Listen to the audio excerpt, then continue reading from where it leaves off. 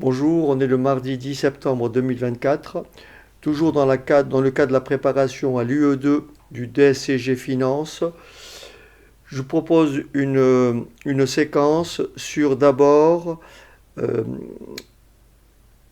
déterminer bien sûr le cours d'une action, sachant que cette action-là va servir un dividende constant sur un horizon infini. Autrement dit, si j'ai une action aujourd'hui, sa valeur V0 est tout simplement égale au montant du dividende divisé par le coût des capitaux propres. D'accord? Donc on va essayer d'établir ce schéma-là. Alors voilà le principe. Le principe, c'est celui-là. On va prendre donc une action dont la valeur est V0. On va supposer que cette action va verser un dividende constant sur un horizon infini. Ce qui veut dire qu'on aura V0 égale la valeur. Alors, je mets la séquence de flux, je la mets comme ça. Vous avez votre séquence de flux 1, 2, 3, et ceci jusqu'à l'infini. Donc là, j'ai V0, là, j'ai D, etc. J'ai déjà abordé cette thématique-là, bien sûr avec une démonstration en m'appuyant sur ce qu'on appelle les suites géométriques. J'essaie de vous donner une autre démarche qui peut être plus simple à comprendre, et donc c'est celle-ci. Donc la valeur actuelle du premier cash flow, du premier dividende, c'est D divisé par 1 plus le coût des capitaux propres. Donc ça, c'est pour premier versement. Plus D divisé par 1 plus RC, bien sûr, au carré. Plus D sur 1 plus RC au cube. Et ainsi de suite. Plus point. D'accord? N'oubliez pas que ce que je vais trouver, c'est V0 est tout simplement égal à D sur RC. Voilà ce qu'on veut établir. OK? Ce qu'on va faire, on va multiplier les deux membres par 1 plus RC. Regardez bien, je vais donc multiplier ce membre-là par 1 plus RC. Donc j'aurai donc ici 1 plus RC. Et là, je multiplie ce membre-là par 1 plus RC. Donc 1 plus RC. Et donc là, j'ai mon signe égal. Et là, j'ai donc 1 plus RC fois V0 égale 1 plus RC fois toute la série qui est là. D'accord? Donc D sur 1 plus RC plus D sur 1 plus RC au carré plus D sur 1 plus RC au cube, ainsi de suite. Et ceci, bien sûr, à l'infini. D'accord? Puisque on a ce qu'on appelle la valeur, donc c'est le modèle du dividende, donc modèle du dividende actualisé sur un modèle du dividende constant actualisé sur un horizon infini.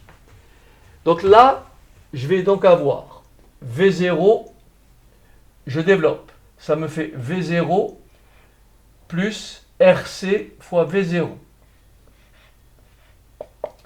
Maintenant, je vais distribuer ce terme-là. Je vais le multiplier ici, je vais le multiplier ici, et je vais le multiplier ici. Là, j'ai 1 plus RC au dénominateur.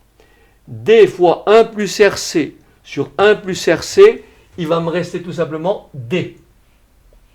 Plus D sur 1 plus RC au carré que multiplie 1 plus RC. Regardez bien, si j'ai 1 plus RC au numérateur et j'ai 1 plus RC au carré au dénominateur, c'est bien égal à 1 plus 1 plus RC. Donc en multipliant celui-là par celui-là, j'obtiens grand D sur 1 plus RC.